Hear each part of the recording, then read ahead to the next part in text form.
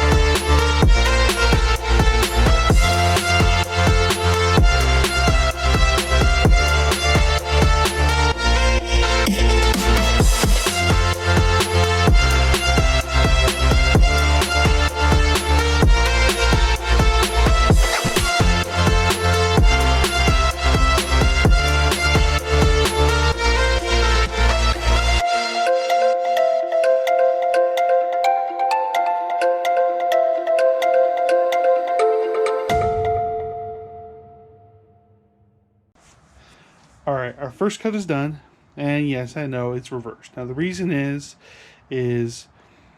the code.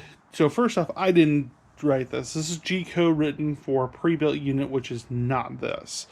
In that unit, it says this is the point of origin at your 000.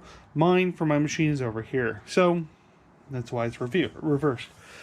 Either I'll need to inverse my x-axis and then move my point of origin over here, which would be the back of the machine, or take a look to see if I can do a G code, or I can see if about flipping the X and Y axis and basically rotating that point, which would then correct this issue. So for a custom-built machine, it does all right. One big issue that I have is if you take a look here, you see how this has all been finished? By the way, it's not trammed 100%, so that'll need to be fixed, probably in version 2. But you see how this whole area over here is not surface cut? That's because the way the gantry is set up and the way that the routers mounted. I do lose over 10 inches of working space, which sucks. But it is what it is until I fix the gantry. The spoil board cut leaves a 25 millimeter gap on both sides. So it just dawns on me while I'm editing this video that the reason why I have this 25 millimeter gap on both sides is the head that I'm using to surface the spoil board is approximately 50 millimeters in diameter.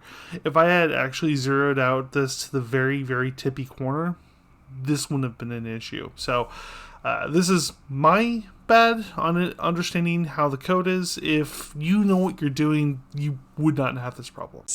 Well, this one looks 25 millimeter. This one is a little smaller because I was trying to kind of guesstimate to see where the cut is. The reason why you do a surfacing pass is this here is about 1/8 of a millimeter, so 0.125 millimeters higher than the other side.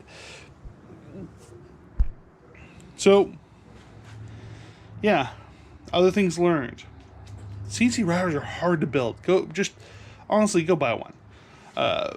Also, if you buy one or you build one, anywhere you have a screw that you do not have a nylock washer, Loctite. It's the only thing I can recommend. The roughness of this cut, right in here, would probably be based off of the bit that I used. I don't know. But if looking down in here, I don't know if you can see very well, but the edges are nice, clean, and crisp, and it turned out really well. This here is double-sided sticky tape that they call, what do they call it? Double-sided woodworking tape. Anyways, not sponsored, but good stuff. It held it in place while it was cutting. That's all you can really ask for in life. So what's next for this guy?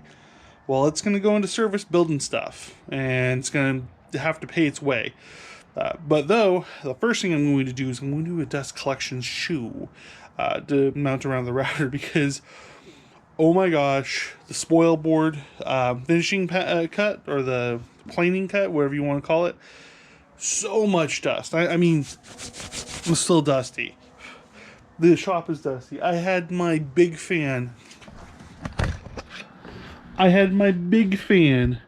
running in here to try to get some of this dust out. I had the dust collector. I thought I recorded it, but I didn't. So, yep, that's what happens when you're trying to get everything done. Also, this stuff that leaves no sticky residue. I have never met a tape that's left no sticky residue. That is just super awesome. Well, this is not the last time that you'll see the router, but this concludes the build of the CNC router project. There's some tweaking that needs to go on. I'm running this all from my laptop. I actually have a replacement computer for what I was going to put in here. That's just going to go on there soon. I'm thinking I want to put a monitor on that. You know what? You guys don't care. I'm just kind of done caring with this thing as well. Oh my gosh, it's so much work. I was going to do something cooler for the finale, but you know what? Honestly, I need to go teach myself how to do 3D modeling, and then teach myself how to export G code, and well, those are going to be the next projects for me off screen.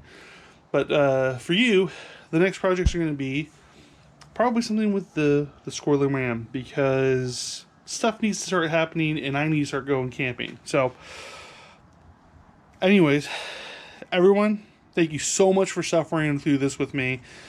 It has been plenty of ups and downs, and just wow, it is done. It cuts, and it does a really good job, especially for being hand built by me. And you've all seen the way I can cut a hole. I can't. So, thanks so much for watching. You have a great day.